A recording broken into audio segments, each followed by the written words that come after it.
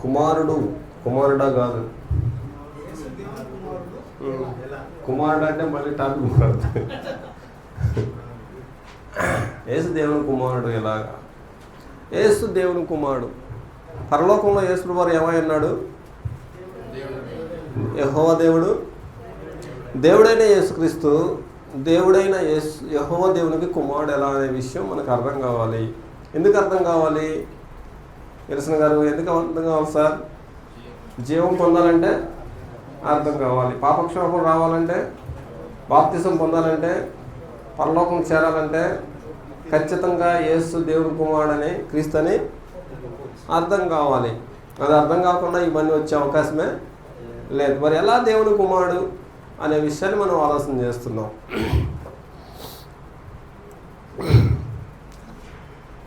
దేవుడు శాశ్వత రాజు అయి ఉన్నాడు. పరలోకంలో, భూలోకంలో, పాతాళలోకంలో ఆయనకు అధికారం కొనసాగుతుంది. ఏదైనా తోటలో రాజ్యం స్థాపించాడు. ఇద్దరితో మొదలైన దేవుని రాజ్యం. దేవుని రాజ్యాన్ని మోసం చేసి ఆక్రమించుకుంది సాతాను. ఆక్రమించుకున్న సాతాను రాజ్యాన్ని కొలగొడతారనేసి ఆదికాండం 3:15 దేవుడు వాగ్దానం చేశాడు. నువ్వు మోసం చేసి సంపాదించుకున్నావు, కానీ ఒక ఆయన రాబోతున్నాడు స్త్రీ సంతానంగా పుట్టినవాడు ఏం చేస్తాడంటే నీ తల చితక తొక్కి రాజ్యాన్ని ఆక్రమిస్తాడు అని చెప్పేసి రాజ్యాన్ని స్థాపిస్తాడని చెప్పాడు అనమాట అండి. అందుకే పరలోకమున దేవుడు ఆ రాజ్యం కాలంలో ఒక రాజ్యము యేసుక్రీస్తు ద్వారా స్థాపించే రాజ్యం అనమాట అండి అది.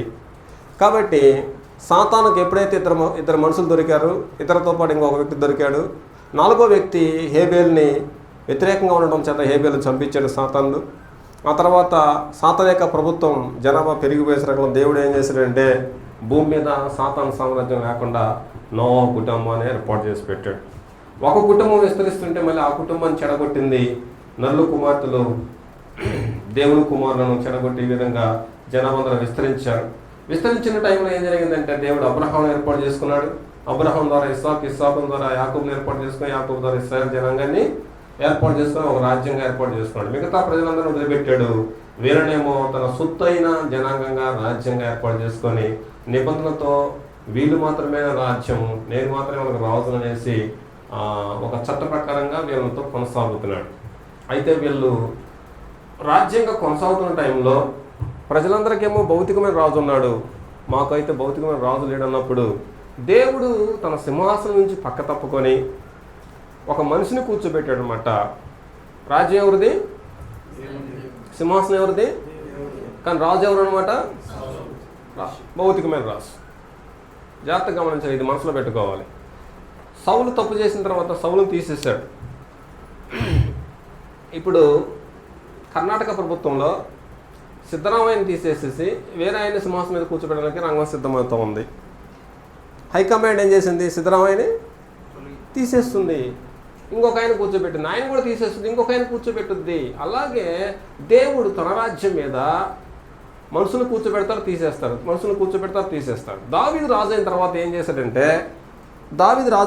చేశాడంటే దేవుని గురించి గొప్పగా ఆలోచన చేసేసి, నా దేవుడు మహోన్నతుడు, నేనేమో గొర్రెలు కాసుకునేవాడిని, గొర్రెలు కాసుకుని నేనేమో దేవదారు మరణులతో కట్టబడి ఈ మందిరంలో నివాసం చేస్తున్నాను, నా దేవుని యొక్క మందస్సు ఏమో గుడారంలో ఉంది అనేసి ఈయన దేవుని గురించి గొప్పగా ఆలోచన చేశారు కల్లా సమూయేలు రాసిన 2వ గ్రంథం 7:14 దేవుడు దావీదుతో వాగ్దానం చేస్తారన్నమాట. దావీదు, నువ్వు నా గురించి ఆలోచన చేసిన ఆలోచన చాలా బాగుంది, కాబట్టి నేనేం చేస్తానంటే నీవు నిద్రించిన తర్వాత నీ గర్భం నుంచి వచ్చిన ఒక సంతతికి రాజ్యం ఇస్తాను, అతను నా కోసం మందిరం కడతాడు, అప్పుడు నేను అతనికి తండ్రిని అయ్యేది, అతను నాకు, కాబట్టి అతని సింహాసనం శాశ్వతకాలం ఉండి నువ్వు సంతానము, అతని సింహాసనం సూర్యుడంతకాలం ఉండనేసి దేవుడు వాగ్దానం చేస్తాడు. ఇది దావీదుతో దేవుడు చేసిన వాగ్దానం అన్నమాట. వాగ్దానం చేసిన దావీదు స్థిరంగా ఉండడానికి, శాశ్వతంగా ఉండడానికి ఏర్పాటు చేయబడలేదు. దావీదు చచ్చిపోతారు, మళ్ళీ ఎవరిని కూర్చోబెడతారన్నమాట. ఈ విధంగా యెహోవా సింహాసనం మీద సుమారు 19 మంది రాజులు కూర్చుంటారు. ఈ కూర్చున్న కాలంలో మధ్యలో ఒక రాజు వస్తారన్నమాట అండి. ఆ రాజు ఏం చేస్తాడంటే యెషయా గ్రంథం 7వ అధ్యాయం చూడండి.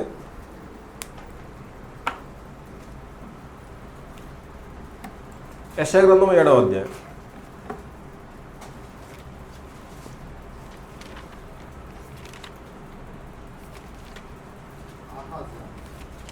ఆహజ్. యెషయా గ్రంథము 7వ అధ్యాయము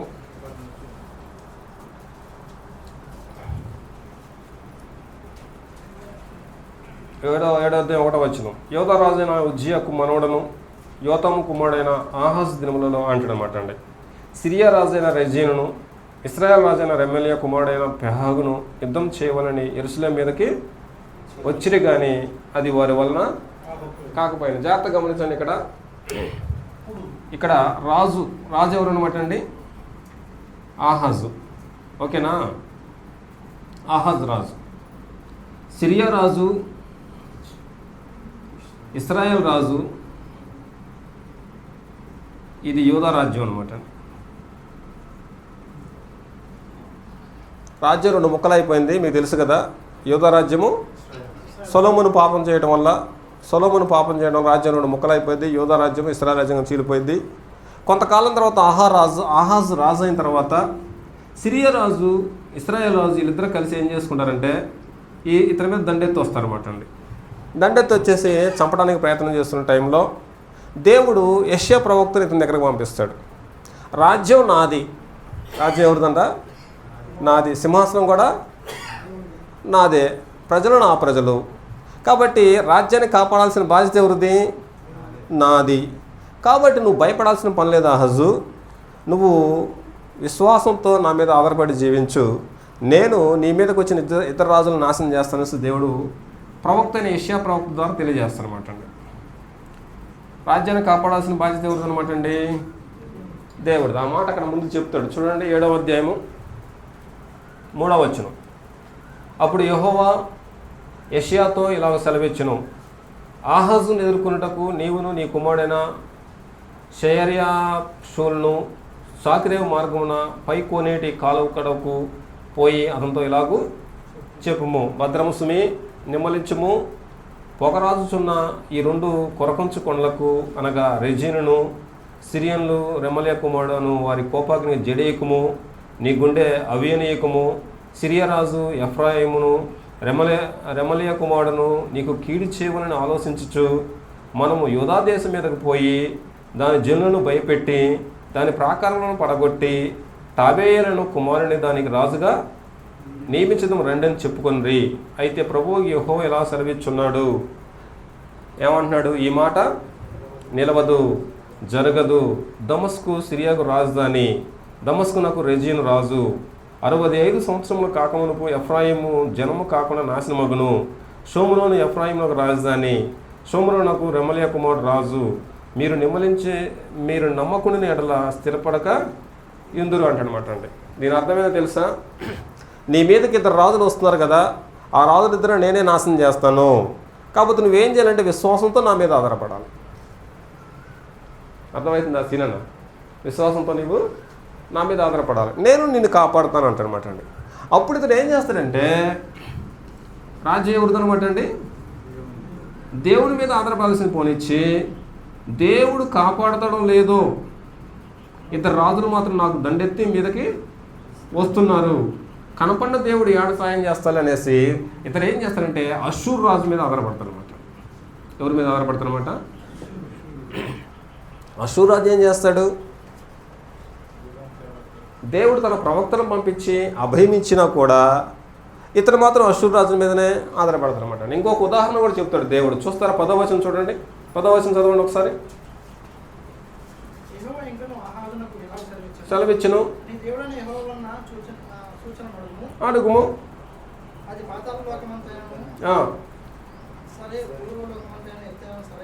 పాతాళ లోకమంతా లోతైనా సరే, ఊర్ధ లోకమంతా ఎత్తైనా సరే ఆహాజు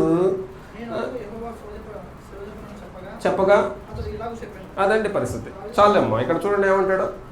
ఇప్పుడు రత్నబాబన దేవుడు యెషయా ప్రవక్తని పంపిస్తాడు. ఎవరి దగ్గర పంపిస్తాడు? ఆహాజ్ దగ్గర. ఏమని పంపిస్తారన్నమాట?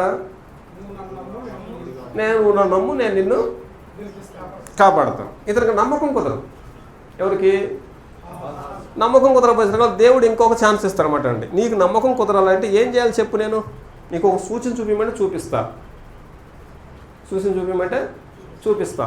ఆ రోజు ఆయన ఉన్నాడు, న్యాయాధిపతి ఎవరు సార్?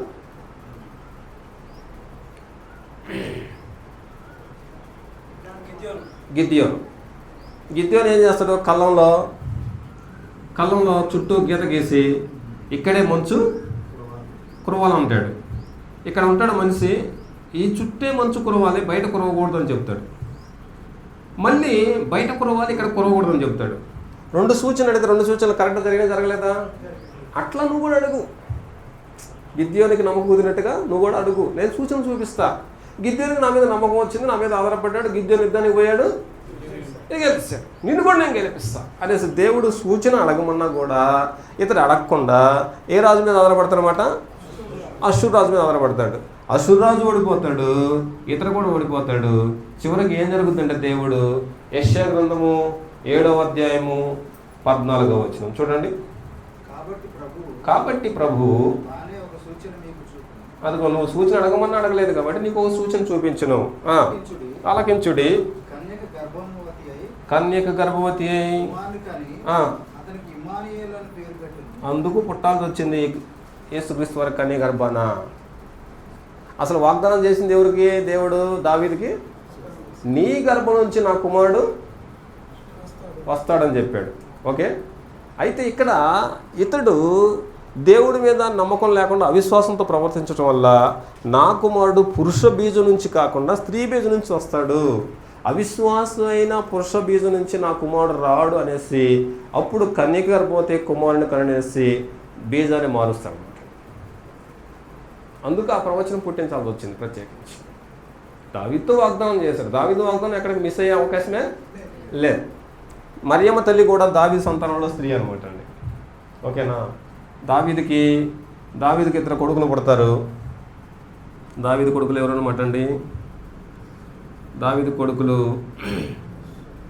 సొలొమోను, నాతానుకేమో మరియమ్మ పుట్టుద్ది, సొలొమోనుకేమో యేసో పుడతారు అనమాట అండి వంశంలో. అది పరిస్థితి. మళ్ళీ వీళ్ళిద్దరు పెళ్లి చేసుకుంటారు. కాబట్టి దావీదు నాతాను వంశంలో పుట్టిన మరియమ్మ దావీదు గర్భం నుంచి వచ్చినట్టే ఇప్పుడు, అవునా కదండి? అలాగనమాట. ఇక్కడ యేసోపు అనమాట అండి. ఈ విధంగా దేవుడు దావీదు చేసిన వాగ్దానం మిస్ కాకుండా, అబ్రాహాము చేసిన వాగ్దానం మిస్ కాకుండా ఈ విధంగా తన యొక్క కుమారుని యొక్క రాకని స్త్రీ సంతానానికి మళ్ళిస్తాడు. స్త్రీ సంతానానికి మళ్ళించిన తర్వాత దావీదు చేసిన వాగ్దానం బట్టి ఏం చేస్తాడంటే రాజ్యాన్ని స్థాపించడానికి దేవుడు ఒక ప్రవచనాన్ని పుట్టిస్తాడు. దానియేలు గ్రంథము 2వ అధ్యాయం 44వ వచనంలో ఒక ప్రవచనం పుట్టిస్తారు. తెలుసు కదా ప్రవచనం, చూడండి. ఆ రాజుల కాలంలో పరలోకమందున దేవుడు ఒక రాజ్యం స్థాపించును, దానికన్నిటికీ నాశనం కలగదు, మరి ఎవరికి చెందదు, పడగొట్టి నిర్మూలన చేయను, నిలచ్చు. చాలు. ఈ విధంగా ఆ రాజ్యం స్థాపించేది అంటే యేసుక్రీస్తు వారు. ఎన్ని రాజ్యాలు స్థాపిస్తారంట? ఒక్క రాజ్యం స్థాపిస్తారంట. ఆ రాజ్యం ఎంతకాలం ఉంటుందంటండి? అదన్నిటికీ నాశనము అంటే దీన్ని బట్టి మనకి ఏమో శాశ్వత రాజ్యాన్ని ఏర్పాటు చేస్తాడు. ఆకాశం అంతవరకు ఉంటుంది అనమాట అండి. కాబట్టి దేవుడు ఎక్కడ ప్రవచనం చెప్పినా సరే కరెక్ట్గా మిస్ అవ్వకుండా లింక్ అవుతూ ఉంటుంది అనమాట అండి. ఈ విధంగా యేసుక్రీస్తుని కన్యక గర్భాన మరియమ్మ గర్భాన పుట్టించడానికి దేవుడు రంగం సిద్ధం చేస్తాడు. పుట్టినప్పుడే చంపాలనుకుంటుంది ఎవరో? అపవాది అనమాట అండి. పుట్టినప్పుడే చంపాలనుకుంది, పుట్టకముందే చంపాలనుకుంది, కుదరలేదు. పుట్టినప్పుడు చంపాలనుకుంది. పుట్టినప్పుడు దాదాపుగా మరియమ్మ తల్లి గర్భంతో ప్రసవించినప్పుడు రామాలు అంగలార్పు వినపడిందని చెప్పేసి చిన్నపిల్లలందరినీ చంపిస్తారు కదా, చిన్నపిల్లలందరినీ చంపిస్తాడు. అప్పుడు చంపలేకుండా పోయింది, పుట్టినప్పుడు చంపలేకుండా పోయింది.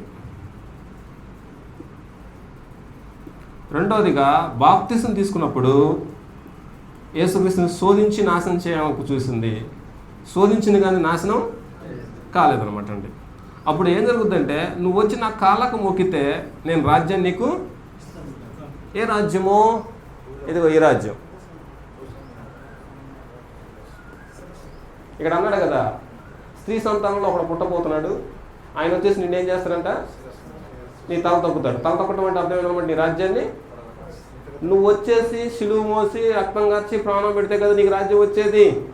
అదంతా అవసరం లేదు బిడ్డ, నా కాళ్ళకు మొక్కితే ఇచ్చేస్తానంటాడు. కాళ్ళకు మొక్కాడా లేకపోతే సవాల్ చేశాడు యేసువారు?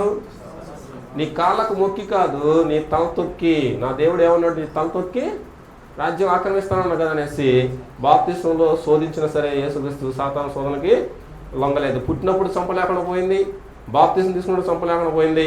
అలాగే పరిసయ్యుల శాస్త్రం ద్వారా యేసుక్రీస్తుని చంపాలని చూసింది, అక్కడ చంపలేకుండా పోయింది. చివరికి కలవరి శిలువలో యుద్ధం మొదలైందనమాట అండి. కలవరి శిలువలో యుద్ధం మొదలైంది. ఇది ఆఖరి పోరాటం అనమాట అండి. ఎవరికి ఆఖరి పోరాటం ఇది? అపవాదికి, ఒక పక్క అపవాదికి, ఇంకొక పక్క యేసుక్రీస్తుకి అనమాట అండి. దేనికి సంబంధించిన పోరాటం ఇది? మూడు లోకాల రాజ్యాధికారానికి సంబంధించిన అధికారం అనమాట అండి.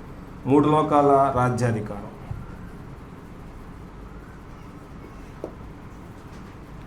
రమేష్ అని అర్థమవుతుందా? కన్ఫ్యూజ్గా ఉంటుందా?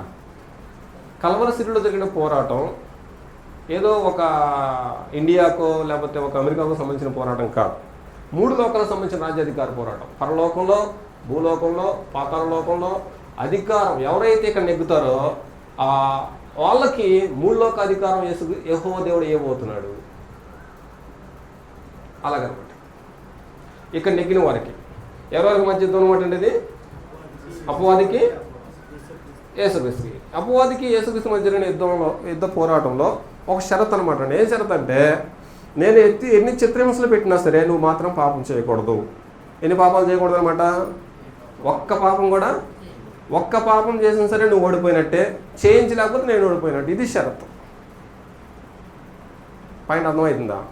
ఒక్క పాపం చేసినా యేసుప్రభువారు ఓడిపోయినట్టే, చేయించలేకపోతే నేను ఓడిపోయినట్టు అనేసి ఈ షరతు మీద యుద్ధానికి దిగుతారు. యుద్ధం దిగి దాదాపుగా 6 గంటల సేపు యేసుక్రీస్తుని చిత్రహింసలుగా ఉమ్మూయించుద్ది, కొండలతో కొట్టించుద్ది, మునికినటువంటి గుచ్చించుద్ది. ఈ సంగతి అంతా మీకు తెలిసిన వాస్తవమే. 3 మేకుల మధ్య వేలాడదీసి ప్రక్కల మీద పొడిచి అవమానపరిచి అవహేళన చేసి రకరకాలుగా చిత్రహింసలు చేసినా సరే 6 గంటల భయంకరమైన హింసలో ఒక్క పాపం కూడా చేయకుండా యేసుక్రీస్తు వారు కన్ను మోస్తాడు. అపవాది ఓడిపోయింది. ఆదికాండం 3:15 చెప్పిన ప్రవచనం నెరవేరింది. అపవాది ఇక్కడ పాపం చేయలేదు, యేసుక్రీస్తు వారి చేతిలో పాపం ఓడిపోయింది. ధర్మశాస్త్రాన్ని నెరవేర్చాడు, లోకాన్ని జయించాడు, శరీరాన్ని జయించాడు, నేత్రాశను జయించి జీవకుడంబాన్ని జయించాడు, ఆఖరికి మరణాన్ని జయించాడు, అపవాదిని కూడా, పాపాన్ని జయించాడు, ధర్మశాస్త్రాన్ని జయించాడు, లోకాన్ని జయించాడు, శరీరాన్ని జయించాడు. వీటన్నిటిని జయించి పరలోకానికి వెళ్ళిపోయాడు యేసుక్రీస్తు వారు. వీటన్నిటిని జయించి ఎక్కడ పోయాడు అనమాట అండి? పరలోకానికి వెళ్ళిపోయాడు. పరలోకంలో ఎవరున్నారన్నమాట? యెహోవా దేవుడు సింహాసనం వేసుకొని కూర్చున్నాడు. సింహాసనం పక్కనే దేవుడు యేసుక్రీస్తు వారికి సింహాసనం వేసి కూర్చుండబెట్టిన తర్వాత దానియేలు గ్రంథము 7వ అధ్యాయము 13వ వచనం చూడండి. దానియేలు గ్రంథము 7వ అధ్యాయము 13వ వచనం.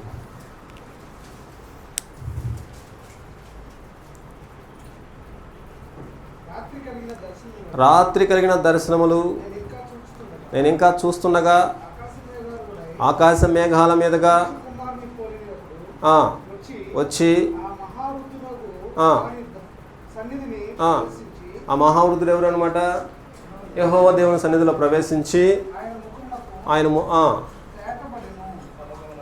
ఆయన సముఖమునకు తేబడెను. సకల జనులను, రాష్ట్రములను ఆయనను సేవించినట్లు ప్రభుత్వమును, మహిమయు, ఆధిపత్యమును అదిగా జయించి వచ్చిన వాడికి కదా రాజ్యం ఇచ్చేది. మత్తయి సువార్త 28వ అధ్యాయం 18వ వచనం చూడనా రత్నబాబన? మత్తయి 28:18. యేసు యొద్దకు వచ్చి పరలోకమందును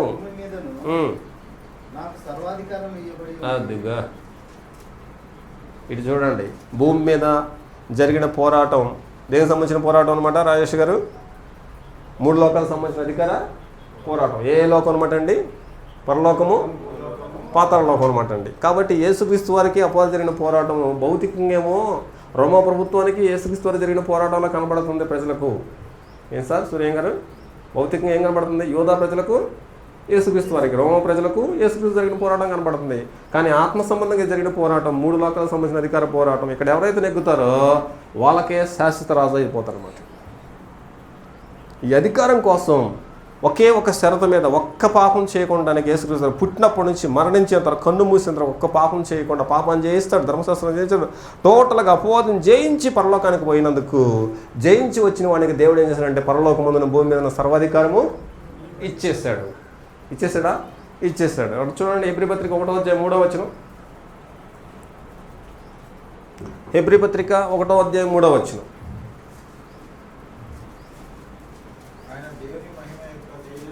తీసారండి, అందరూ తీయండి కొంచెం. ఆయన అంటే యేసుక్రీస్తు అనమాట అండి. ఓకేనా? చదువునా ఇప్పుడు రానేసిన? మహిమ యొక్క తేజస్సును మంతమునై ఉండి మాట చేత నిర్వహించుచు, అదిగో రక్తమంతా కాచేసి పరిష్కారం చేసి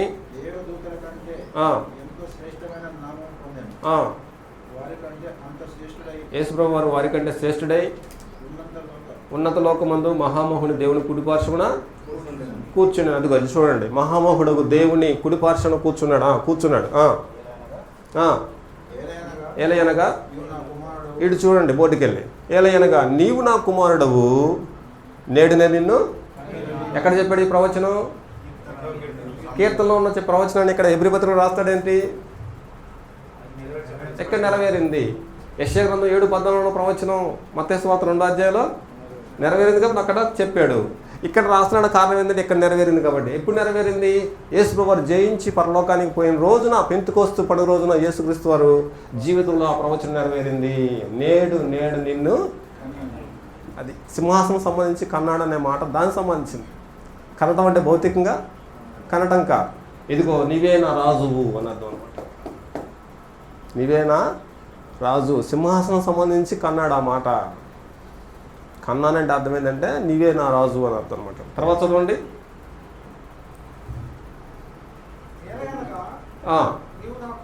నీవు నా కుమారుడవు, నేడు కన్నా నిన్ను అనియు ఇదియుగాక. ఇది చూడండి, నేను ఆయనకి 2 ప్రవచనాలు ఇక్కడ నెరవేరినాయి. చాలండి, చెబుతున్నాడు కదండి. నెరవేరలేదండి రాజేష్ గారు? నెరవేరింది. ఇప్పుడు ఈ సంబంధము భౌతికంగా వచ్చిందా, వాగ్దానం బట్టి వచ్చిందనమాట అండి. కాబట్టి యేసుక్రీస్తు దేవుడు యేసుక్రీస్తుని కన్నాడా, కనలేదా? కనలా. సృష్టించాడా? దత్తత తీసుకున్నాడా? మరి ఎలా వచ్చింది కుమారత్వం? ఎవరితో చేసిన వాగ్దానం బట్టి అనమాట అండి.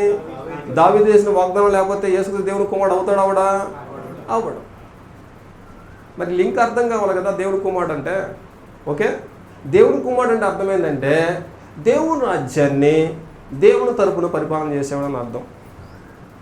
ఇక్కడ చూడండి, ఇందాక చెప్పుకున్నాం మనం, సౌలు ఎవరి రాజ్యాన్ని పరిపాలన చేశాడు? సౌలు దేవుని రాజ్యాన్ని పరిపాలన. ఎవరి కోసం పరిపాలన చేశాడు ఈయన? దేవుని కోసం. సౌలు తర్వాత ఎవరు పరిపాలన చేశాడు? ఎవరు రాజ్యాన్ని పరిపాలన చేశాడు? ఎవరి కోసం పరిపాలన చేశాడు? తర్వాత ఇప్పుడు యేసుక్రీస్తు అనమాట. కాబట్టి దేవుని రాజ్యం మీద ఎవరైతే రాజు అవుతాడో, దేవుని రాజ్యం మీద ఎవరైతే రాజు అవుతాడో ఆయన దేవుని కుమారుడు. మీకా గ్రంథం 5వ అధ్యాయం 2వ వచనం. మీకా గ్రంథము 5వ అధ్యాయం 2వ వచనం.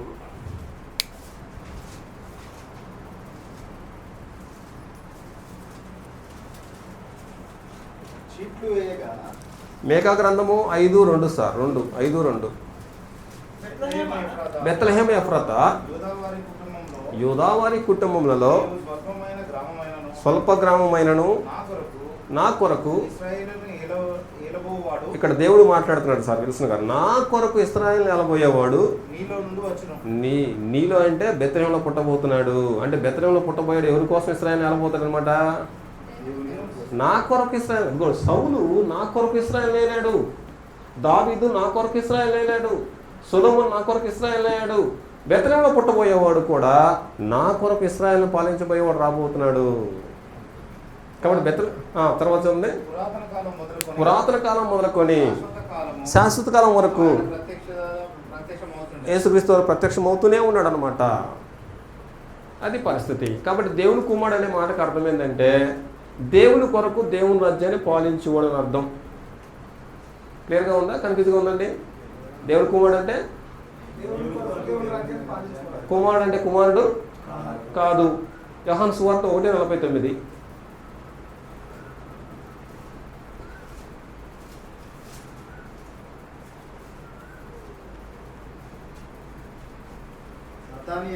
నతనయేలు, బోధకుడా నీవు దేవుని కుమారుడము. అదిగో అదే అర్థం. ఇక్కడ చూడండి, నతనయేలు ఏమన్నాడు తెలుసా? బోధకుడా నువ్వు దేవుని కుమారుడు అంటే నీవే ఇశ్రాయేలు రాజువు.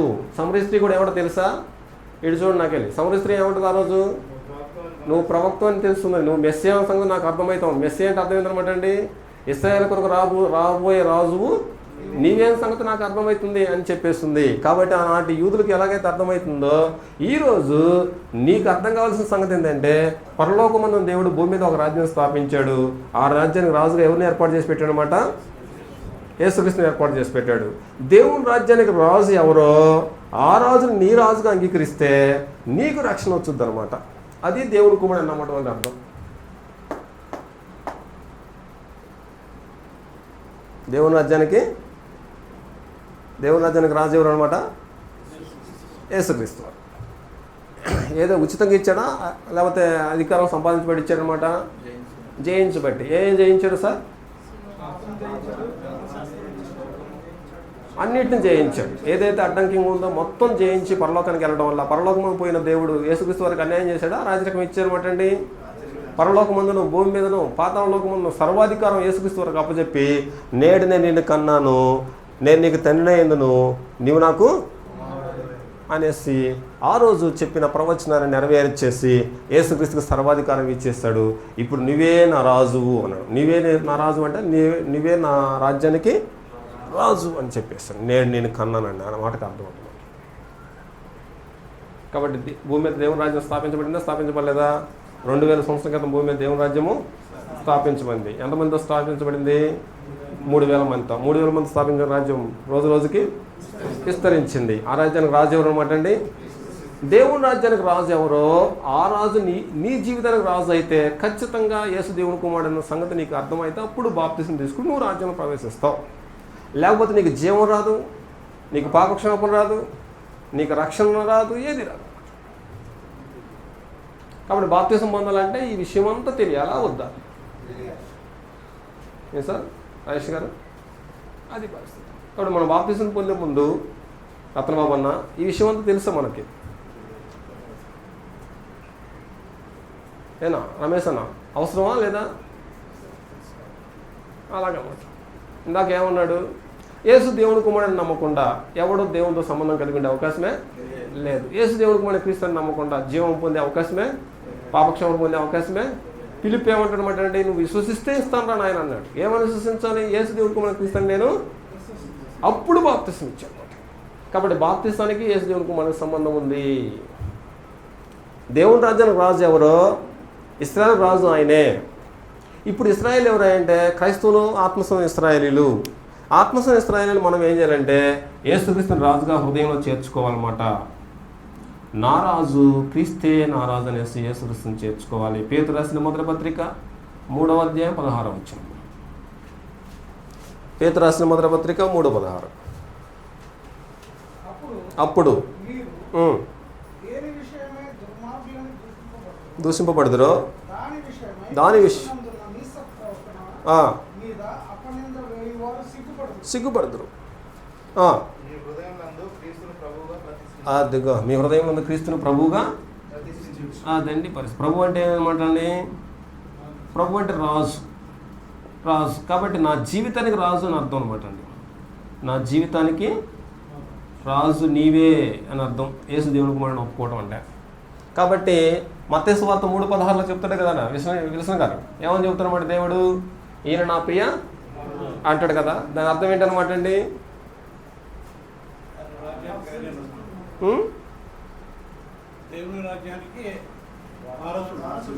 నా రాజ్యానికి వారసుడు నువ్వే అనేసి ముందుగా చెప్తున్నాడు దేవుడు. పైన అర్థమవుతుందా కనిపించుకుందో? ఇంకో సంగతి చెప్పమంటారా రాజేష్ గారు? సమూయేలు ప్రవక్తని యెషయా గారి ఇంటికి పంపిస్తాడు దేవుడు. సమూయేలు ప్రవక్తని యెషయా గారి ఇంటికి పంపించి, వాళ్ళ ఇంట్లో నేను ఏర్పాటు చేసుకున్న రాజు ఒకడు ఉన్నాడు, వాడిని అభిషేకం చేయాలంటాడు. అప్పుడు యెషయా గారు ఏం చేస్తాడు? పెద్ద కుమారుని తీసుకొస్తాడు. దేవుడు ఏమంటాడు? రెండోవాడు, మూడోవాడు, 7 కాదు. ఎప్పుడైతే ఇంకొకటి ఎవరు ఉన్నాడంటే ఉన్నాడు లేని తీసుకొస్తాడు. దావీదు అల్లంత దూరంగా ఉండగానే దేవుడు ఏం చెప్తాడంటే, అదిగో అతడే నేను ఎన్నుకున్నవాడు, అతడే నేను ఎన్నుకున్నాడు అని చెప్పినట్టుగానే బాప్తిసం తీసుకున్నప్పుడు దేవుడు యేసుక్రీస్తుని చూసి ఏమంటాడంటే, ఈయన నా ప్రియకుమారుడు, ఈయన నేను నా ప్రియకుమారుడు అంటే అర్థం ఏందనమాట అంటే, నా రాజ్యాన్ని పాలించబోయేది ముందుగా చెప్తున్నాడు ప్రకటన. అది నా రాజ్యానికి కాబోయే రాజు ఈయనే. కాంగ్రెస్ ప్రభుత్వం ఏం చేసింది తెలుసా? ఏం చేసిందంటే, తెలంగాణలో సీఎం అభ్యర్థి పలానా వ్యక్తి అనేసి ముందుగానే డిసైడ్ చేస్తుంది అన్నట్టు. బీజేపీ ప్రభుత్వం ఏం చేస్తుంది అనమాట అండి? బీజేపీ ప్రభుత్వం అక్కడ బీహార్లో, పశ్చిమ బెంగాల్లో మా సీఎం అభ్యర్థి అని డిసైడ్ చేసింది. యెహోవా దేవుడు స్థాపించబోయే భూమి మీద రాజ్యానికి యేసుక్రీస్తుని రాజుగా ముందుగా పరిచయం చేస్తున్నాడు. ఈయన నా ప్రియకుమారుడు అనే మాటకు అర్థం ఏంటంటే, ఈయనే నా రాజ్యానికి రాజు అనేసి ముందుగా పరిచయం చేశాడు. పరిచయం చేసిన తర్వాత సింహాసనం మీద కూర్చుండబెట్టిన తర్వాత ఎప్పుడైతే జయించి సింహాసనం మీదకి వచ్చేసాడో అప్పుడు పట్టాభిషేకం చేసిన తర్వాత పెంతెకోస్తు పండుగ రోజున 3000 మందితో రాజ్యం స్థాపించబడింది. ఆ రాజ్యానికి రాజుగా యేసుక్రీస్తుని ఏర్పాటు చేసి పెట్టేటి. పరలోకమందును భూమి మీదను పాతాళలోకమందు రాజ్య అధికారం ఇచ్చేసిన తర్వాత యేసుక్రీస్తుని శాస్త్రరాజుగా ఎంపిక చేశారు అన్నమాట. ఆకాశం నంతరకు యేసుక్రీస్తు సింహాసనం పరిపాలన చేస్తూ ఉంటారు అనమాట. రెండో రాకడ వచ్చేంత వరకు పరిపాలన చేస్తాడు. రెండో రాకడ వచ్చిన తర్వాత రాజ్యాన్ని తీసుకుని దేవునికి అప్పు చెప్తాడు. దేవుని రాజ్యానికి రాజు ఎవరో ఆ రాజే నీ జీవితాన్ని రాజుగా నువ్వు అంగీకరించేంత వరకు నీకు బాప్తిసం చెల్లదనమాట. సూర్య గారు చెప్పండి సార్, ఇప్పుడు ఏమైనా డౌట్ ఉంటే? కాబట్టి యేసు దేవుని కుమారుడు అంటే అర్థమైందనమాట అండి. వాగ్దానం బట్టే కానీ భౌతికంగా కాదది. లోకం పుట్టుకున్న యేసుక్రీస్తు ఏమయ్యన్నాడు సార్? ఎవరికి దేవుడు అయ్యన్నాడు? నేను అడిగే ప్రశ్న పడుతున్నా అయినట్టవా?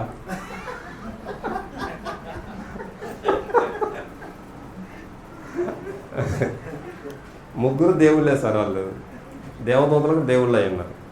అక్కడ దేవదూతల పరిపాలన కొనసాగుతుంది. ముగ్గురు దేవుళ్ళే. అయితే ఆయన కుమారుడు కాదు, ఈయన తండ్రి కాదు. వాస్తవానికి దావీదుతో చేసిన వాగ్దానం వచ్చేంత వరకు ఆయన తండ్రి కాదు, ఈయన కుమారుడు కాదు. ఈ సంబంధం కూడా కేవలం ఆత్మ సంబంధంగా ఏర్పాటు చేయబడింది కానీ భౌతిక సంబంధంగా వచ్చింది కాదు. మనలాగా మన తల్లిదండ్రులకి పిల్లలు ఎలా కొడుకులు ఎలాగయ్యామో యేసుక్రీస్తు దేవుని కుమారుడు అలాగా అవ్వలేదు. అవునా కదా? అవును. దావీదుతో వాగ్దానం లేకపోతే అసలు దేవుని కుమారుడు అయ్యే ఛాన్సే లేదు. దావీదుతో వాగ్దానం చేసిన తర్వాత యేసుప్రభువు వారు దాన్ని ఫుల్ఫిల్ చేసి నెరవేర్చిన తర్వాత, నేడు నేను నిన్ను కన్నాను, నేను అతనికి తండ్రినే ఎందును, అతను నాకు కుమారుడై ఉండనేసి రాజ్యాన్ని అప్పచెప్పి రాజ్యానికి రాజుగా అభిషేకం చేసేసి ఈయనే నా రాజ్యానికి రాజు. మొదట్లో ఏం చేశాడు? సౌలే నా రాజ్యానికి రాజు, దావీదే నా రాజ్యానికి రాజు, సొలొమోనే నా రాజ్యానికి రాజు. ఇప్పుడు యేసుక్రీస్తే నా రాజ్యానికి రాజు. ఆ రాజు నీ రాజు అయితే నీకు రక్షణ వస్తుంది. కాబట్టి ఆ రాజే నా రాజుని ఒప్పేసుకోవాలంటే యేసు దేవుని కుమారుడైన క్రీస్తు అనేసి నువ్వు ఒప్పుకున్నాడు. యేసు దేవుని కుమారుడు క్రీస్తు అంటే నాకు బదులుగా నా రాజ్యాన్ని పాలించడం అని అర్థం అనమాట. ఏమైనా డౌట్ ఉంటే అడగండి, ఇందులో చూద్దాం. ఎస్,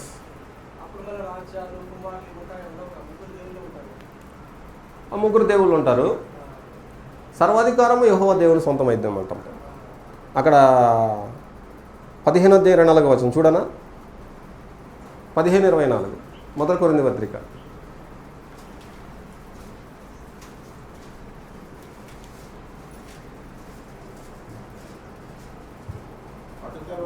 అటు తర్వాత ఆధిపత్యమును అధికారమును బలమును కొట్టివేసి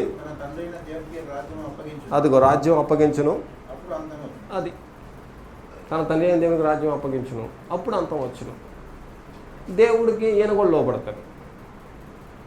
సర్వాధికారం యెహోవా దేవునికి సొంతమవుతుంది. అప్పుడు నేను చెప్పాను కదా, సర్వాధికారి యెహోవా దేవుడు తన శాశ్వతమైన అధికారాన్ని ప్రజలకు ఇచ్చుకుంటూ వచ్చాడు. ఇప్పుడు యేసుక్రీస్తు వారికి ఇచ్చాడు అన్నమాట, వాగ్దానాన్ని బట్టి. ముగ్గురు దేవుళ్ళు ఉంటారు. ఎక్కడికి పోయి వాళ్ళు ముగ్గురికి నాశనం అయిపోయారు కాదు కదా, ముగ్గురు దేవుళ్ళు ఉంటారు. పరిశుద్ధులు వాళ్ళతో పాటు ఉంటారు, అపరిశుద్ధులు నరకంలో ఉంటారు. పరిశుద్ధులు వాళ్ళతో ఉంటారు, బుద్ధి కలిగిన కనికలు వాళ్ళతో ఉంటారు, పరిశుద్ధులు ఉంటారు. ఈ పరిశుద్ధులందరూ దేవుడిని స్తుతిస్తుంటారు, దేవుని ఆరాధిస్తుంటారు. అక్కడ ఆ తతంగం అంతా కూడా ఇంకా పరలోక రాజ్యంలో తర్వాత జరగబోయే పిక్చర్, అది తర్వాత బయలుపడుతుంది.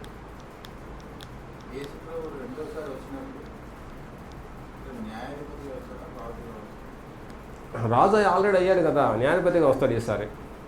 యేసు రాజుగా వచ్చున్నాడు కాదు, యేసు రాజు అయి ఉన్నాడు ఆల్రెడీ. యేసు రాజుగా రావటం కాదు, యేసు రాజు అయినాడు కదా ఆల్రెడీ. 2000 సంవత్సరాల క్రితం పెంతుకొస్తే మన రోజున 2000 సంవత్సరాల క్రితం యేసుక్రీస్తు రాజు అయినాడు కదన్నా రత్నబాబన్న. రాజు అప్పటి నుంచి రాజ్యం పరిపాలన చేస్తూనే ఉన్నాడు. అందుకే ఇందాకన్నాడు కదా, మీరు సిలువేసిన యేసుక్రీస్తు దేవుడు ప్రభుగాను క్రీస్తుగాను. ప్రభు అంటే రాజుని చేశాడు. అక్కడ ప్రభు అంటే రాజే కదా, ప్రభుగా నియమించాడు, అభిషేకం చేశాడు, పట్టాభిషేకం చేశాడు. కాబట్టి నేడు కన్నాననే మాటకు పట్టాభిషేకం సంబంధించి అది అట్లా కాదు. చెప్పు, నువ్వే చెప్పు. కాదనా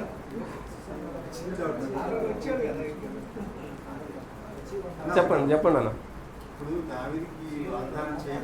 చేయకముందే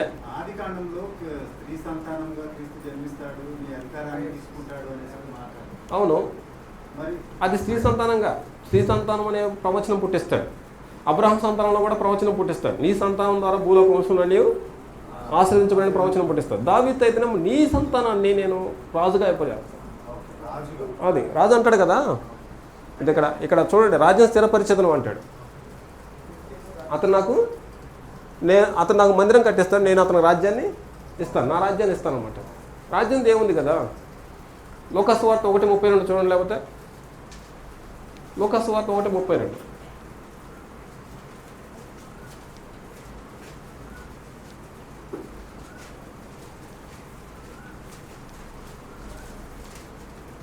చదువునా రత్నమామనా? ఆయన చదువుతున్నాడు. అగు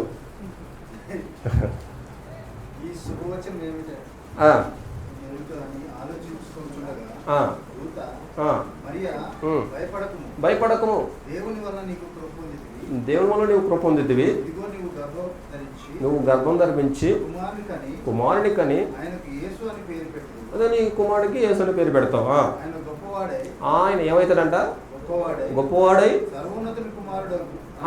అంటే అర్థమైంది, దేవుని కుమారుడు అంటే దేవుని రాజ్యానికి రాజు అవుతాడు అని అర్థం. అనబడును అంటే అర్థమైందనమాట. అనబడును అంటే భవిష్యత్తులో జరగబోయేదా, ఇప్పుడు జరిగేదా? జరగబోయేది. భవిష్యత్తులో, పుట్టినప్పుడే కాదు, భవిష్యత్తులో జరగబోయేది. ఓకేనా? క్లియర్గా ఉంటుందా? చూడండి అక్కడ ఏమన్నాడు మొదటి మాటని, ఆయన గొప్పవాడై అనబడును అంటే దేవుని రాజ్యానికి రాజు అవుతాడు.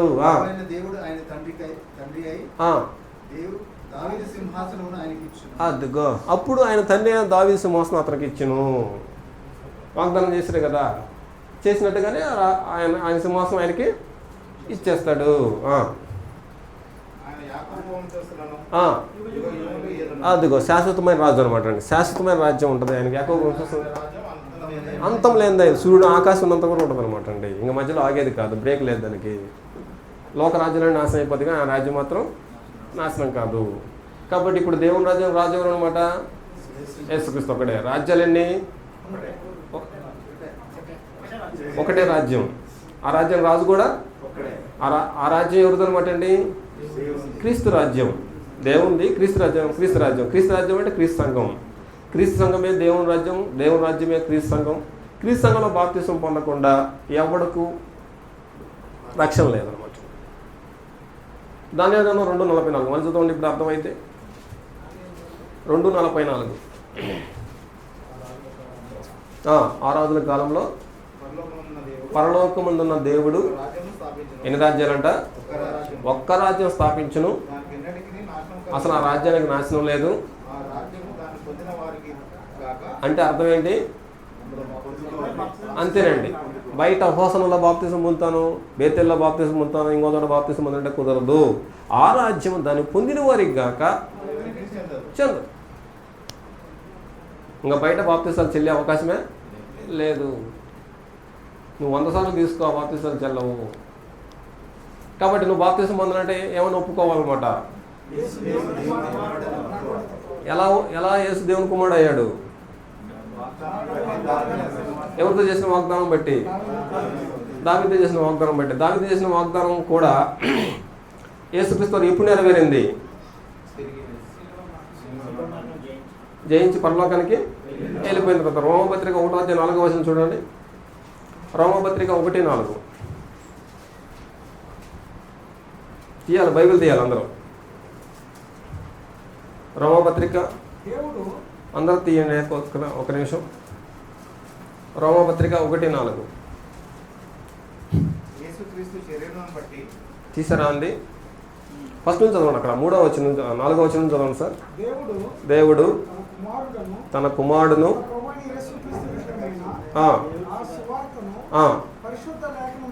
పరిశుద్ధ లేఖనముల యందు తన ప్రవక్తల ద్వారా ముందు వాగ్దానం చేసెను. యేసుక్రీస్తు. అవునా కదా?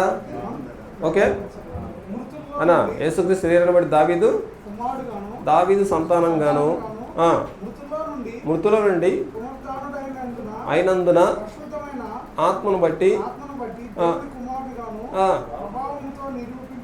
అద్దుకోండి. మృతులు లేచేంత వరకు దేవుని కుమారుడు, మృతులు లేచిన తర్వాత దేవుని కుమారుడు. ఆ మాట మళ్ళీ రెండుసార్లు విషయం గారు ఆ మాట బాగుంది. యేసుక్రీస్తు శరీరాన్ని బట్టి ఒకవేళ పునరుద్ధరణ అవ్వకపోతే అదనమాట. ఇక్కడ చూడండి, పునరుద్ధరణ అవ్వటం వల్ల ఏం జరిగిందంటే పాపం ఓడిపోయింది, మరణం ఓడిపోయింది, సమాధి ఓడిపోయింది, అపవాది ఓడిపోయింది, మొత్తం జయించనమాట. ఏదైతే జయించాలో మొత్తం జయించి పరలోకానికి వెళ్ళడం వల్ల నేడునే నిన్ను కన్నాను, నీవే నా కుమారుడువు, నా రాజ్యం నీ సొంతం, లోకం అంతమైపోతుంది, నువ్వే నా రాజువు, నువ్వే రాజు అంటే నువ్వే నా దేవుడు కుమారుడివి. ఏ సార్ కనిపిస్తుందంగా? అలాగనమాట. రాజేష్ అర్థమవుతుందా? ఏనా రత్నబాబు అన్న ఇంకేదో డౌట్ ఉన్నట్టు నీకు? ఏనా రమేష్ అన్న?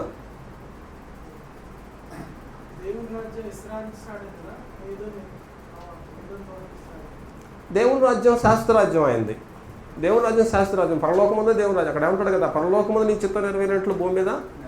పరలోకం నుండి దేవుని పరిపృత్వం ఉంది, కానీ భూమి మీద కూడా స్టార్ట్ అయింది. అది స్టార్ట్ అయిన దేవుని రాజ్యాన్ని మోసం చేసి సాతాను ఆక్రమించుకుంది. మోసం చేసి ఆక్రమించుకున్న రాజ్యాన్ని యేసుక్రీస్తు వారు జయించి మళ్ళీ దేవుని రాజ్యం కోసం, దేవుడి కోసం రాజ్యాన్ని స్థాపిస్తాడు. స్థాపించి దేవునికి అప్పచెప్తే దేవుడు ఏం చేస్తాడంటే, నువ్వు స్థాపించిన రాజ్యాన్ని నీకే అప్పచెప్తున్నాను, లోకం అంతమైపోయేంత వరకు నువ్వు పరిపాలన చేయాలి. అదే మన పరిస్థితి.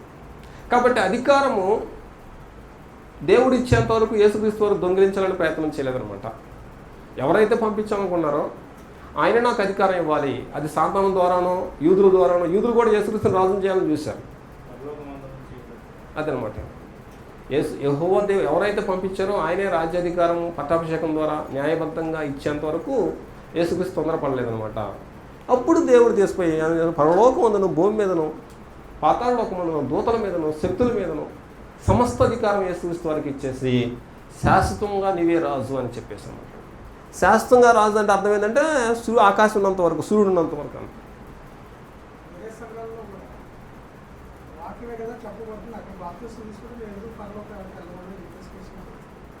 ఈ సంగతి అంతా అర్థమైతే వాళ్ళకే అర్థమవుతుంది. ఏనా దీన్ని బట్టి వేరే సంఘంలో బాప్తిసం తీసుకున్న చెల్లదన్నారా వేసనా? చెల్లే అవకాశం లేదు కదా. ఆ రాజుల కాలంలో పరలోకం లేదు, ఒక్క రాజ్యం స్థాపిస్తాడు. ఆ రాజ్యం దాన్ని పొందిన వారు కాక మరెవరికి చెందదు. రాజు ఒక్కడే, రాజ్యం ఒక్కటే. ఆ రాజ్యమే క్రీస్తు రాజ్యం. క్రీస్తు రాజ్యం అంటే క్రీస్తు సంఘం. క్రీస్తు సంఘం క్రీస్తు రక్తం ద్వారా కొనబడిన రాజ్యం కాబట్టి క్రీస్తు సంఘంలో క్రీస్తు రక్తం ఉంది, క్రీస్తు సంఘంలో బాప్తిజం తీసుకుని క్రీస్తు రక్తం పనిచేస్తుంది, పాపాలు పోతాయి కాబట్టి అప్పుడు నీకు రక్షణ వచ్చేస్తుంది అనమాట. కొద్దిమంది మాత్రం ప్రవేశిస్తారు. కాబట్టి సత్యం ఎవరైతే విపులంగా తెలుసుకొని సంపూర్ణంగా అర్థం చేసుకొని ఈ సంగతి అంతా క్రీస్తు సంఘంలో కూడా ఈ సంగతి అంతా తెలిసి బాప్తిజం పొందిన రోజు చాలా తక్కువ మంది, 90 మంది, 100 మందిలో 90 మందికి తెలియదు అనమాట అండి. కనీసం 10 మందికి తెలిసినట్టే. ఈ రోజున క్రీస్తు సంఘాల్లో ఈ సంగతి కనీసం 100 మందిలో 90 మందికి తెలుసా? తెలియదు అనమాట. కాబట్టి ఈ సంగతి తెలియకుండా బాప్తిజం పొందితే బాప్తిజం చెల్లదో మీరే చెప్పాలి.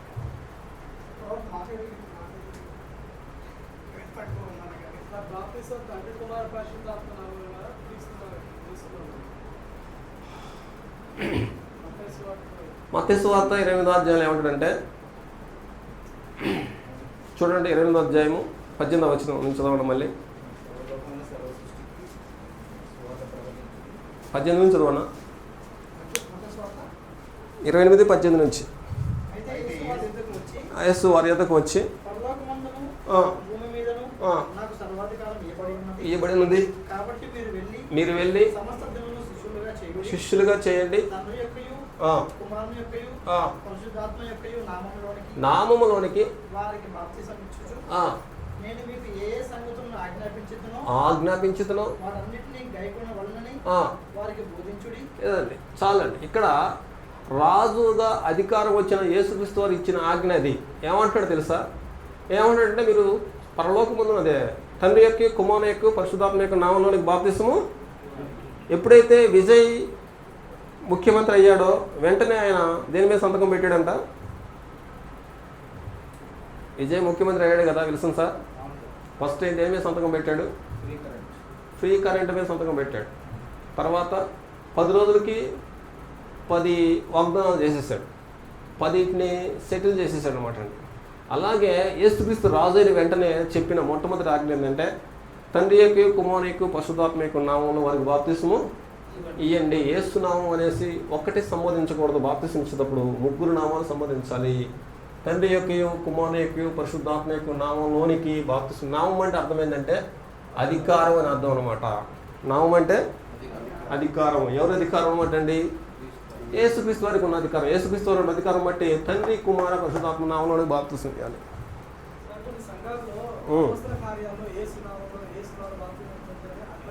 అంటే యేసునామం అంటే అర్థం ఏంటంటే యేసుకున్న అధికారం చొప్పున. నామం అనే మాటకు అర్థం ఏంటంటే గ్రీకులో అధికారానికి ఉపయోగించబడింది.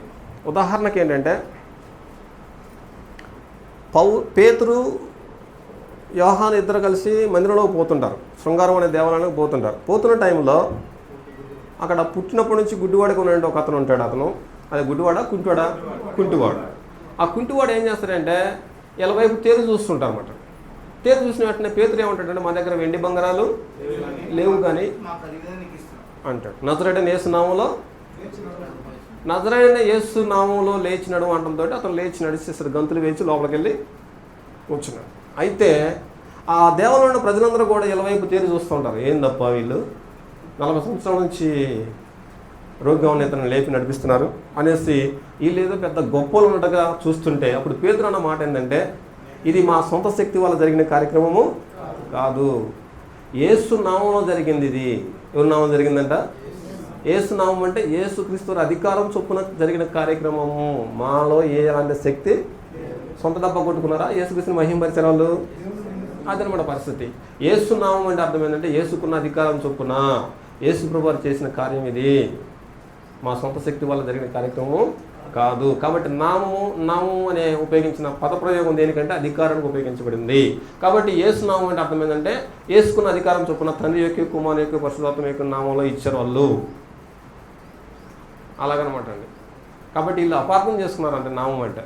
కాబట్టి యేసు నామం మాత్రం ఉపయోగించాలి బాప్తిసం ఇచ్చినప్పుడు, మిగతా నామాలు ఉపయోగించకూడదు. కాదు. తండ్రి, కుమార, పరిశుద్ధాత్మ నామంలోనికి బాప్తిసం ఇస్తున్నాను అనాలి. తీసుకునే వ్యక్తి ఏమో యేసు దేవుని కుమారుని క్రీస్తునే నేను హృదయపూర్వకంగా విశ్వసిస్తున్నానని ఒప్పుకోవాలి. ఈయన ఒప్పుకుంటే ఆయన బాప్తిసం ఇవ్వాలి. ఈయన ఒప్పుకోకపోతే బాప్తిసం ఇచ్చే అవకాశమే లేదు. ఇందాక ఆ అబ్బాయితో చెప్పించాను. ఆ అబ్బాయిలాగా మీరు కూడా చెప్పారనుకోండి, అర్థం కాకుండా చెల్లదా సార్? కొంతమంది అలాగే చెప్తారు. ఏమ్మా సుప్రియ బాప్తిసం తీసుకుంటున్నావా? తీసుకుంటున్నానయ్యా. చెప్పమ్మా నీ ఏం విశ్వసిస్తున్నావు అంటే యేసు యేసు యేసు అంటది. పక్కన ఏంటంటే వాళ్ళ అత్తేనా? చెప్పవే అమ్మ, చెప్పవే యేసు దేవుని కుమారుడు చెప్పవే అంటది. యేసు దేవుని కుమారుడు అని అంటది అమ్మాయి వాళ్ళమ్మ. యేసు దేవుని కుమారుడు నమ్ముతున్నాను అంటది. అర్థమై చెప్పిందా? అర్థం కాకుండా చెప్పిందా? చెప్పింది కదా, మరి చెప్పినా సరే చల్ల.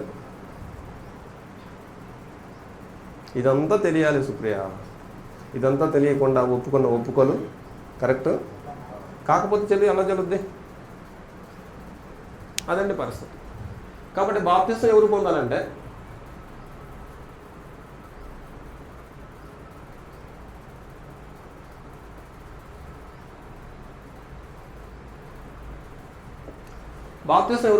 మత్తయి సువార్త 28వ అధ్యాయము 18 నుంచి 20 వచనాలు చూడండి సార్.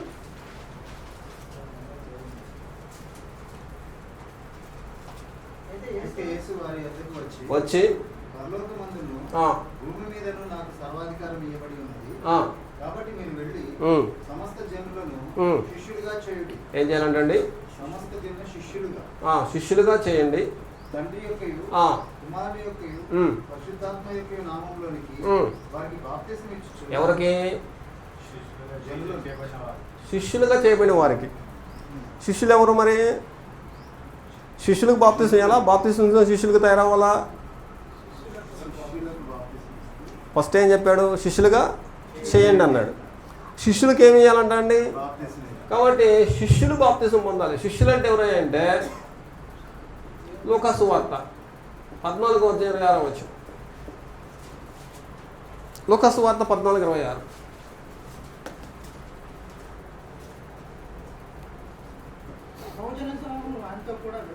లూకా సువార్త 14:26 ఓకేనా?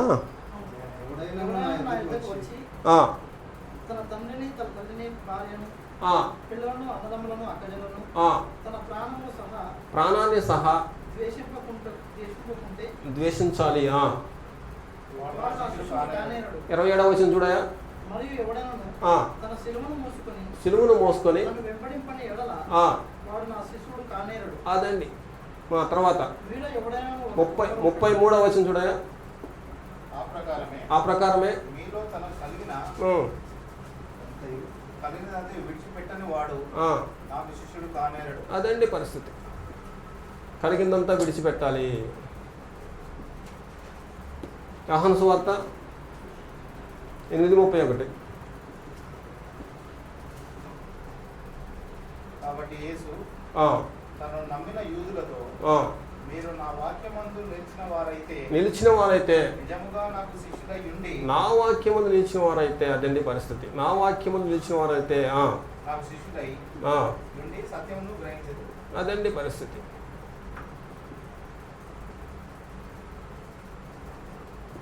వీళ్ళు శిష్యులు. ఇలాంటి శిష్యత్వపు లక్షణాలు ఉన్నవారు బాప్తిసం చేయాలన్నమాట. బాప్తిసం పొందాలి. విశ్వసించిన వారు బాప్తిసం పొందాలి. ఏ వచనం ప్రకారంగా? అపోస్తుల కార్యము 8:36 ప్రకారంగా. ఎవరు బాప్తిసం పొందాలంటండి? విశ్వసించిన వారు. 8:36 చూడండి ఒకసారి మళ్ళీ.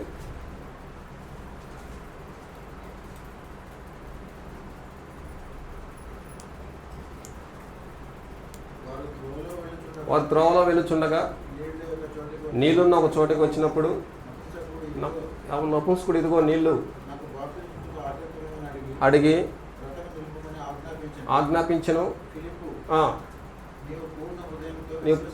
విశ్వసించినడలా. అదండి. ఇదిగో ప్రాణాన్ని ద్వేషించాలి, సిలువును మోసుకొని వెంబడించాలి, కలిగిందంతా విడిచిపెట్టాలి, స్వభావం కలిగి ఉండాలి, వాక్యము నిలిచి ఉండాలి. దీంతోపాటు విశ్వసించాలి. ఏమని విశ్వసించాలంట? యేసు దేవుని కుమారుడు క్రీస్తుని విశ్వసించాలి. రోమపత్రిక 10వ అధ్యాయం 9-10 వచనాలు. అదేమనగా యేసు ప్రభువని నీ నోటితో ఒప్పుకొని లేపినని అప్పుడు దాకా రక్షణ లేదు. నీతి కలిగినట్లు. మనుషుడు హృదయంలో విశ్వసించును. నీతి కలగాలంటే హృదయంలో విశ్వసించాలి. రక్షణ కలుగునట్లు నోటితో ఒప్పుకొనును. అదండి పరిస్థితి. కాబట్టి ఇది ఖచ్చితంగా జరగాలి. హృదయంలో విశ్వసించాలి, నోటితో ఒప్పుకోవాలి. ఇది జరగకుండా బాప్తిసం ఇవ్వకూడదు ఇచ్చేవాడు. డ్రామా డైలాగులు చెప్పినట్టుగా చెప్పకూడదు. మనం పక్క ఉండాలి, అసలు మాట్లాడకూడదు. పాస్టర్ గారు కూడా మాట్లాడకూడదు, ఇచ్చే సేవకుడు కూడా మాట్లాడకూడదు. చెప్పమ్మా, యేసు దేవుని కుమారుని క్రీస్తుని విశ్వసిస్తున్నావా సుప్రియ అంటే ముంచేస్తారు అనమాట. ఏం చేస్తావు తెలుసా? సూర్య ఉన్నారు, ఈ అమ్మాయి అంటే నీకు ఇష్టమేనా అంటే ఏం చెప్తాను? నాకు ఇష్టమే అంటాం అనమాట. ఆ అమ్మాయి అంటది, అమ్మాయి ఈ అబ్బాయి అంటే ఇష్టమేనంటే అంటది. తాలిగడ్డయ్యా అంటాడు అనమాట. ఇక్కడ అంటే కుదరదు. ఇక్కడ విశ్వసించాలి, నోటితో అదనమాట అండి. హృదయపూర్వకంగా నమ్మి విశ్వసించాలి. ఇక్కడ నమ్మకుండా విశ్వసిస్తే మళ్ళీ రక్షణ చెల్లదు. కాబట్టి బాప్తిసం ఎవరు పొందాలంటే శిష్యులైన వారు బాప్తిసం పొందాలి. రెండోది విశ్వసించిన వారు బాప్తిసం పొందాలి. విశ్వసించిన వారు బాప్తిసం. నాలుగోదిగా సిద్ధపడిన వారు బాప్తిసం పొందాలన్నమాట. సిద్ధపడిన వారు బాప్తిసం పొందాలన్నమాట.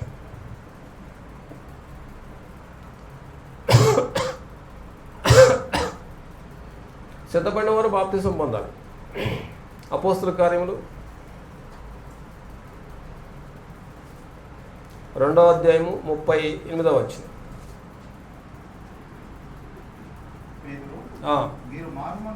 మారు మనసు పొంది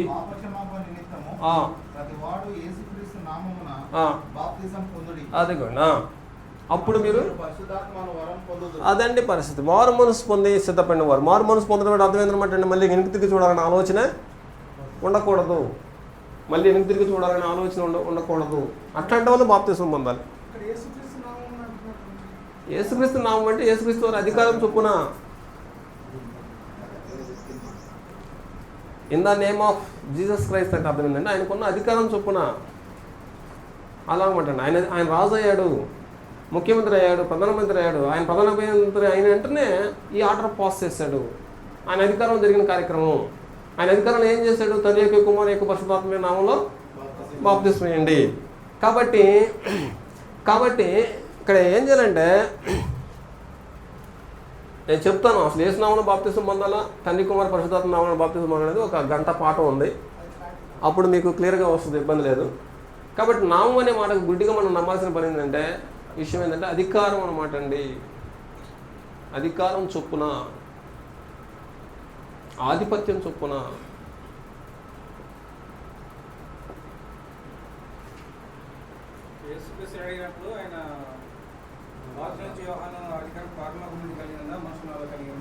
అంటాడు కదా, పరలోకం నుండి కలిగింది అయితే మీరు ఎందుకు పొందలేదు అంటాడు యేసుప్రభు కదా. కాబట్టి ఇప్పుడు యేసుప్రభు వారికి ఇచ్చిన అధికారం ఎక్కడి నుంచి వచ్చింది? పరలోకం నుంచి వచ్చింది. పరలోకం నుంచి వచ్చిన అధికారం చొప్పున ఏమైనా ఆర్డర్ పాస్ చేశారు తండ్రి యొక్క, కుమారుని యొక్క, పరిశుద్ధాత్మ యొక్క నామంలోనికి. అదనమాట. అలాగా. కాబట్టి ఒక్క యేసు నామం అనేసి ఉచ్చరించకూడదు. ముగ్గురిని సంబంధించాలి, ముగ్గురిని విశ్వసించాలి. యోహాను సువార్త 14వ అధ్యాయం 1వ వచనం. యోహాను సువార్త 14వ అధ్యాయం 1వ వచనం. మీ హృదయమును కలవరపడనీయకండి, దేవుని యందు విశ్వాసం ఉంచున్నారు, ఆదుకోండి, నన్ను కూడా నమ్మండి అన్నాడు. దేవుని విశ్వసించాలి, నన్ను కూడా నమ్మాలి. తర్వాత అపోస్తల కార్యములు 19:1-5 వచ్చినాం. అపోలో కొరింథీలో ఉన్నప్పుడు జరిగింది ఏమనగా పై ప్రదేశాల్లో సంచరించి ఎఫెస్కు వచ్చి కొంతమంది శిష్యులను చూచి అడగగా అసలు మన తండ్రి గురించి తెలుసు, యేసుక్రీస్తు తెలుసు, కానీ పరిశుద్ధాత్మ గురించి తెలిసే సంగతే తెలియదని చెప్పారు. తర్వాత అలాగైతే అడుగగా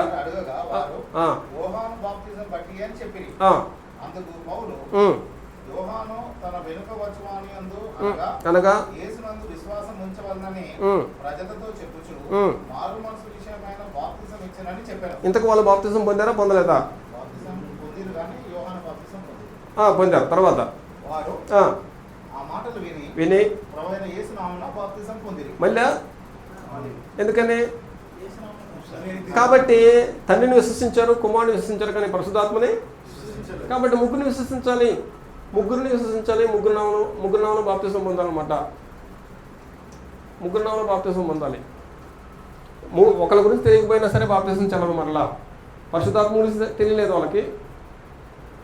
పరిశుద్ధాత్మ గురించి తెలియాలి. బాప్తిసం తీసుకునే వ్యక్తి తండ్రి ఎవరో తెలియాలి, కుమారుడు ఎవరో తెలియాలి, పరిశుద్ధాత్మ ఎవరో తెలియాలి, సంఘం అంటే ఏదో తెలియాలి, నువ్వంటే ఏదో తెలియాలి, పాపక్షమాపణ ఎందుకు తెలియాలి, బాప్తిసం ఎందుకు తీసుకోవాలో తెలియాలి, యేసుదేవుని కుమారుడు అంటే తెలియాలి, క్రీస్తు సంఘం అంటే ఏదో తెలియాలి. ఈ విషయాలన్నీ తెలిసిన తర్వాతనే బాప్తిసం పొందాలి. ఏ విషయాలు తెలియకుండా బాప్తిసం ఇవ్వకూడదు.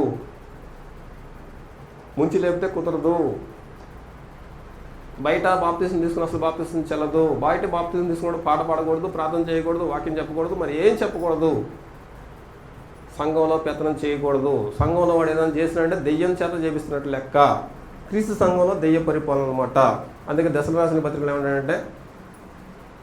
దేవుని ఆలయంలో దెయ్యం కూర్చుంది అంటాడు. దేవుని ఆలయం దెయ్యం కూర్చుంది అంటే అర్థం ఏంటంటే క్రీస్తు సంఘం పేరుకే క్రీస్తు సంఘం ఉంటుంది, పరిపాలన ఏమో దెయ్యానికి అనమాట. అదే జరుగుతుంది ఈరోజు. దశలు రాసిన 2వ పత్రిక అక్కడ అంటాడు, మీకు గుర్తుందో లేదో? దశలు రాసిన 2వ పత్రిక 2వ అధ్యాయం 4వ వచనం చూడండి. ఏది దేవుడు అనబడినో, ఏది పూజించబడినో ఎదిరించు, వాడు అపవాది తను తాను హెచ్చించుకొనుచు తాను దేవుడిని. అదిగో దేవుని ఆలయం అంటే క్రీస్తు సంఘంలో వచ్చి కూర్చుంటాడు. క్రీస్తు సంఘంలో క్రీస్తు పరిపాలన ఉండాల్సిన పోనిచ్చి సాతాను పరిపాలన కొనసాగుద్ది భవిష్యత్తు. అది పరిస్థితి. అర్థం చేసుకోండి. సిద్ధాంతం కరెక్ట్గా ఉండాలి, జీవితం కరెక్ట్గా ఉండాలి. పేరు పెట్టుకొని సిద్ధాంతం లేకపోయినా జీవితం లేకపోయినా అది క్రీస్తు సంఘమే కాదు. ఆ సంఘాల్లోకి మనం జాయిన్ అయినా కూడా మనం పాడైపోతాం. సముద్రంలో మంచి చేప పట్టుకున్నారు, సముద్రం దగ్గర పోయి మంచి చేప కొనుక్కొచ్చుకున్నాం. 1000 రూపాయలు అంట చేప. అసలు ఈ చేప ఎక్కడ దొరకదు, మీకు కాబట్టి ఇస్తున్నాను 1000 రూపాయలు తీసుకొచ్చాడు విల్సన్గా. తీసుకొచ్చేసి ఎక్కడ పెట్టాలి సార్ దాన్ని?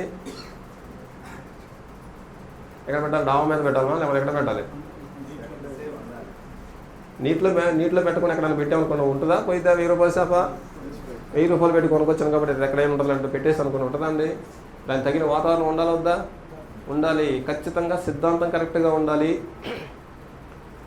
జీవితం కరెక్ట్గా ఉండాలి. క్రీస్తు సంఘంలో జీవితం కరెక్ట్ లేకపోయినా సిద్ధాంతం కరెక్ట్ లేకపోయినా అది క్రీస్తు సంఘమే కాదు. అది పరిస్థితి. చెప్పండి, ముగించేద్దాం. ఇంకా ఇవన్నీ తెలియకుండానే బాప్తిసం పొంది క్రీస్తు సంఘంలోనే బాప్తిసం పొందిన వాళ్ళ యొక్క పరిస్థితి ఏంటి? నువ్వే చెప్పాలి మరి. నాకేం తెలుసు? నాకేం తెలుసు అన్న? చెప్పడమే తెలుసు నాకు.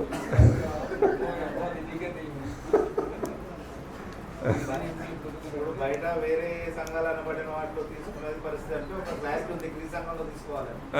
ఇప్పుడు క్రీస్తు సంఘంలో ఈ విషయాలన్నీ తెలియకుండా బాప్తిసం పొందిన వాళ్ళ పరిస్థితి అసలు అది క్రీస్తు సంఘమో కాదో చూసుకోవాలి. నువ్వు పొందిన బాప్తిసం లేఖనం సరిగ్గా ఉందో లేదో చూసుకోవాలి. నాకు ఇవన్నీ తెలియకుండా ఇచ్చిన వాళ్ళ పరిస్థితి. ఒకటి ఏంటంటే ఇచ్చినోడికి తెలియాలి విషయాలు, తీసుకున్నోడికి తెలియాలి సార్. ఇచ్చినోడికి పర్ఫెక్ట్ అయి ఉండాలి, తీసుకున్నోడు కూడా ఈ విషయాలను తెలియాలి. అలాగే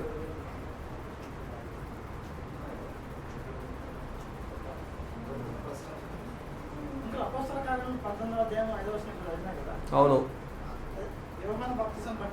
అవును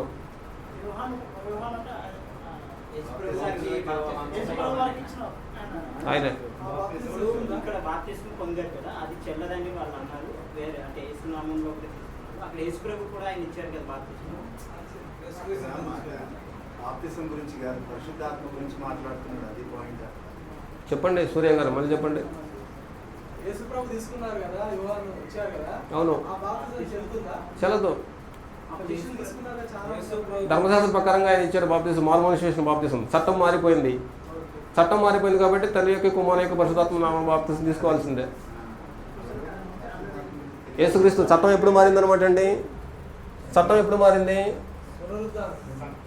పెంతెకోస్తు పండుగ రోజున సంఘం ఏర్పడడం. పెంతెకోస్తు పండుగ రోజు వచ్చేంత వరకు ఏముందనమాట అండి భూమి మీద అదనమాట. ఇప్పుడు అంతా ఈ ఆహ్వానం ఇచ్చిందంతా కూడా ధర్మశాస్త్ర ప్రకారంగా ఇచ్చాడు బాప్తిసం. మార్మోన్ శిష్యుని బాప్తిసం ఇచ్చాడు. చట్టం మారింది కాబట్టి ఇప్పుడు రాజు ఎవరు అనమాట అండి? రాజు క్రీస్తు రాజు ఏం చెప్పాడనమాట అండి? ఇది పాస్ అయింది. ఇప్పుడు ఇంకా స్టాలిన్ ప్రభుత్వం కొనసాగక ఇప్పుడు విజయ్ వచ్చిందాడు. కుదరదు కదన్నా, ఎట్ట కుదరదు? నాకు స్టాలిన్ అంటే ఇష్టం అంటే కుదరదు. ఏనా సీనన్నా, అది పరిస్థితి.